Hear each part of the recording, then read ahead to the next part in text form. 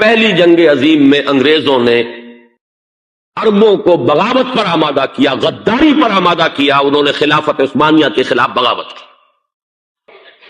بیج بوئے ان کے دلوں کے اندر نفرت کے، ابھارا انہیں کہ تم ترکوں کے غلام کیوں ہو، تمہیں خود حاکم ہونا چاہیے، تم کھڑے ہو جاؤ، ہم مدد کریں گے، تم بغاوت کرو، تم ان ترکوں کے خلاف ہماری مدد کرو، ہم تمہیں آزاد کر دیں گے، تم اپنے پاؤں پر خود کھڑے ہو جانا.